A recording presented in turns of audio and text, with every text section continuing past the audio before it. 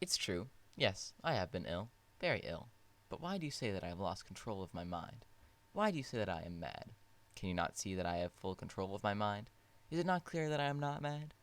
Indeed, the illness only made my mind, my feelings, my senses stronger, more powerful. My sense of hearing especially became more powerful.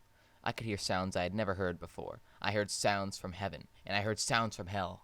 Listen, listen, and I will tell you how it happened. You will see, you will hear how healthy my mind is. It is impossible to say how the idea first entered my head. There is no reason for what I did. I did not hate the old man. I even loved him. He had never hurt me. I did not want his money. And I think it was his eye. His eye was like the eye of a vulture. The eye of one of those terrible birds that watch and wait while an animal dies and then fall upon the dead body and pull it to pieces to eat it. When the old man looked at me with his vulture eye, a cold feeling went up and down my back. Even my blood became cold. And so I finally decided that I had to kill the old man and close that eye forever. So, do you think that I am mad? A madman cannot plan. But you should have seen me. During all of that week, I was as friendly to the old man as I could be, and warm and loving. Every night, about 12 o'clock, I slowly opened his door, and when the door was opened wide enough, I put my hand in, and then my head. In my hand, I held a light covered over with a cloth so that no light showed, and I stood there quietly. Then carefully, I lifted the cloth, just a little, so this single, thin, small light fell across the eye. For 7 nights I did this. 7 long nights, every night at midnight. Always the eye was closed, so it was impossible for me to do the work. For it was not the old man I felt I had to kill. It was the eye, his evil eye. And every morning I went to his room, and with a warm, friendly voice I asked him how he had slept. He could not guess it every night. Just at 12, I looked at him as he slept. The 8th night I was more than usually careful as I opened the door. The hands of a clock moved more quickly than my hand.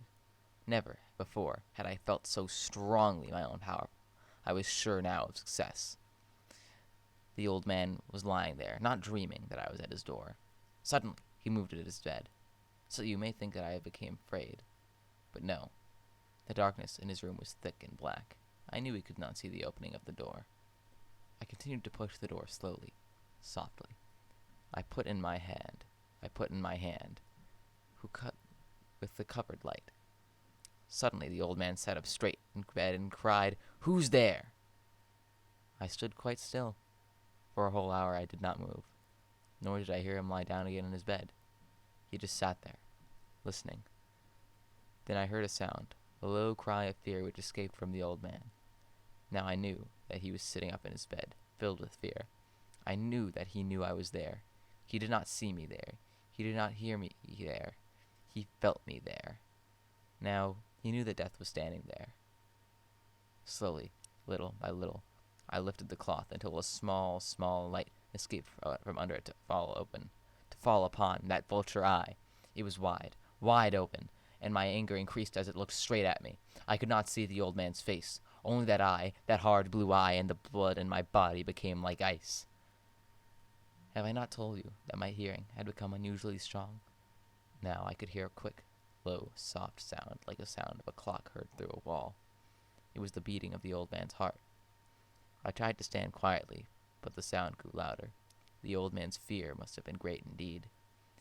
And as the sound grew louder, my anger became greater and more powerful. But it was more than anger.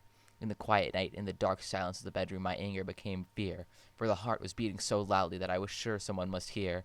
The time had come. I rushed into the room crying, "Die! Die!" The old man gave a loud cry of fear as I fell upon him and held his bed covers tightly over his head. Still, his heart was beating, but I smiled as I felt that success was near. For many minutes that heart continued to beat, but at last the beating stopped. The old man was dead. I took away the bed covers and held my ear over his heart. There was no sound. Yes, he was dead. Dead as a stone. His eye would trouble me no more. So am I mad, you say? You should have seen how careful I was to put the body where no one could find it. First I cut off the head, then the arms and the legs. I was careful not to let a single drop of blood fall upon the floor. I pulled up 3 of the boards that formed the floor and put the pieces of the body there.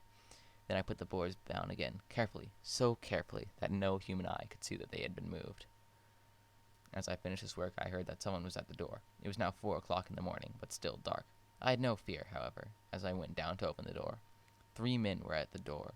3 officers of the police. One of the neighbors had heard the old man's cry and had called the police. 3 had come to ask questions and search the house. I asked the policeman to come in. The cry, I said, was my own, in a dream. The old man, I said, was away.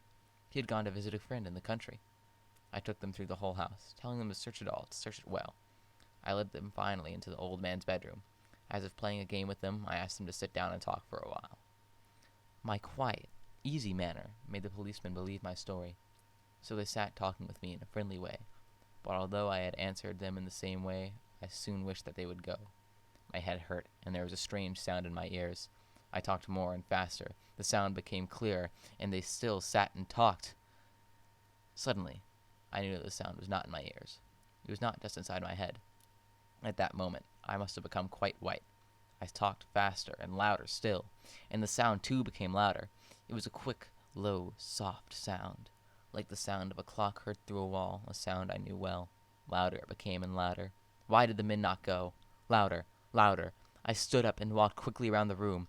I pushed my chair across the floor to make more noise. To cover that terrible sound, I talked even louder, and the men still sat and talked and smiled. Was it possible they could not hear? No, they heard, I was certain of it. They knew. Now it was they who were playing a game with me. I was suffering more than I could bear from their smiles and from that sound. Louder, louder, louder. Suddenly I could bear it no longer. I pointed the boards and cried, "Yes, yes, I killed him. Pull up the boards and you shall see. I killed him. But why does his heart not stop beating?